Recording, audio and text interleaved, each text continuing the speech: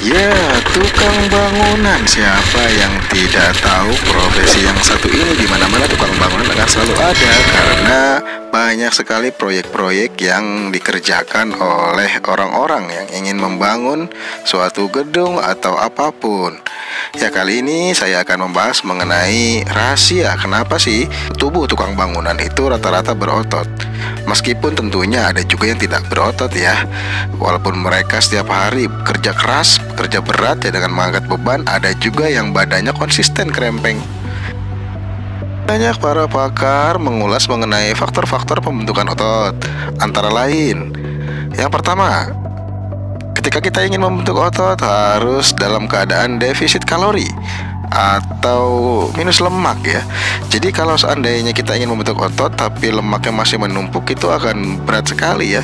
Jadi langkah yang pertama ketika ingin membentuk otot adalah kita harus minus lemak ya. Kita harus mengurangi banyak lemak. Kemudian yang kedua, proteinnya harus tercukupi. Nah, sekitar 2 gram ya protein itu dikalikan berat badan. Jadi itu bisa tuh syaratnya ya untuk membentuk otot. Kemudian yang ketiga, latihan beban yang rutin.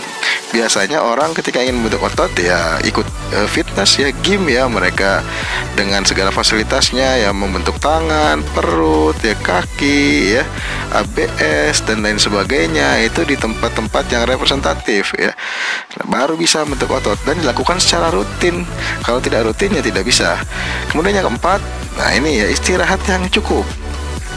Jadi istirahat juga menjadi salah satu faktor pembentukan otot. Minimal banyak yang mengatakan untuk membentuk otot ini minimal istirahat itu 8 jam sehari.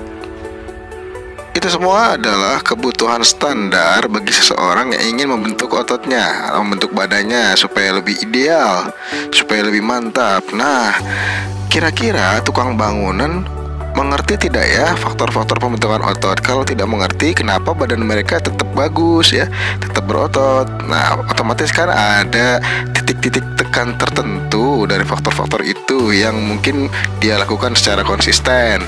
Nah, kenapa sih kita harus membahas tukang bangunan ya? Karena kita bisa mengukur diri. Tukang bangunan aja yang mungkin tidak paham nutrisi, tidak paham kalori juga bisa membentuk tubuh. Nah, kalau kita sudah belajar mengenai faktor-faktor pembentukan otot segala macam, tentu kita akan bisa lebih besar ya membentuk ototnya dan lebih baik dari tukang bangunan.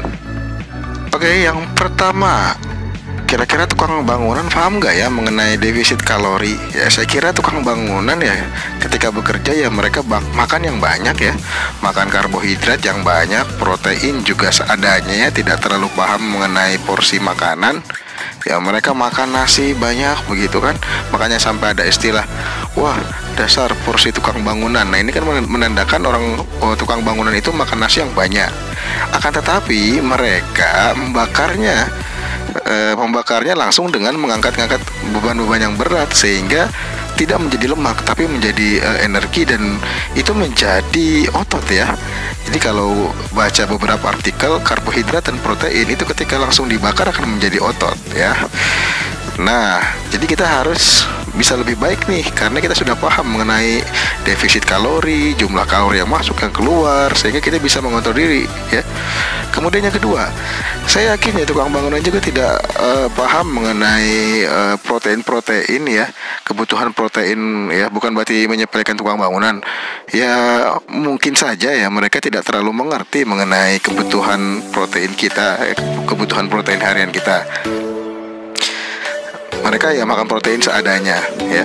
Namun ya mereka juga bisa membentuk badan dengan seadanya itu. Otomatis kita juga kan, kalau kita benar-benar memperhatikan protein yang masuk dalam tubuh, kita juga akan lebih cepat ya membentuk otot.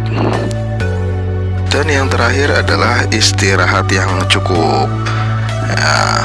Saya rasa tukang bangunan juga tidak terlalu memperhatikan masalah istirahat. Apalagi kalau kerja-kerja di proyek tertentu itu menuntut mereka juga lembur ya. Namun bisa jadi mereka juga menggunakan waktu yang slow untuk istirahat ya, sehingga istirahat mereka optimal. Ini ya juga menyebabkan otot mereka menjadi kencang ya, otot mereka menjadi berisi ya. Tapi ya sebagus-bagusnya badan tukang bangunan paling juga ya seperti ini ya badannya ya. tidak seperti artis binaragawan yang badannya memang bagus begitu.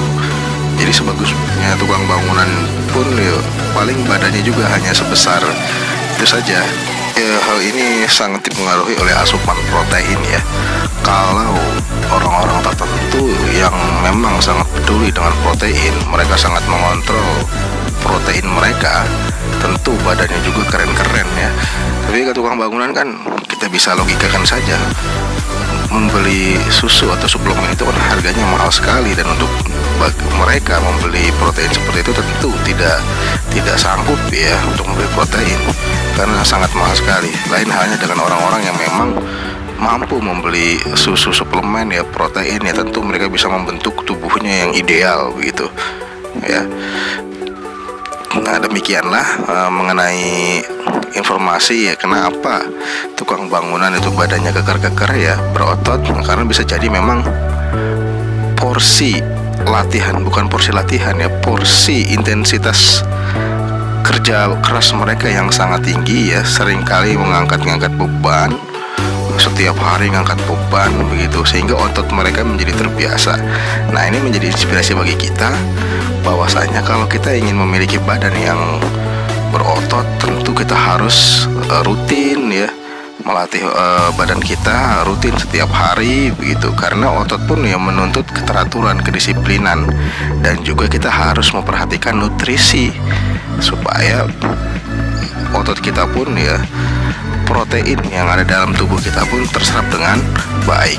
Latihan sekeras apapun, namun kalau kita tidak memperhatikan asupan protein ke dalam tubuh kita ya, tentu badan kita tidak akan sebagus yang kita inginkan gitu. Dan yang paling ingat bahwa saya tidak ada sesuatu yang instan begitu saja.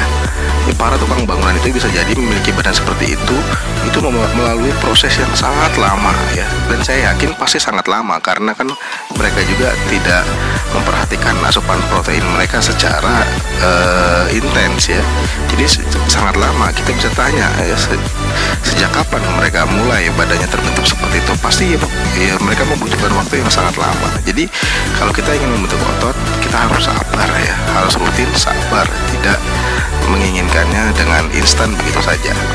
Baik, itu saja dari saya. Semoga informasi ini bermanfaat. Jika tidak bermanfaat, semoga tidak merugikan. Sekian, terima kasih. Assalamualaikum warahmatullahi wabarakatuh.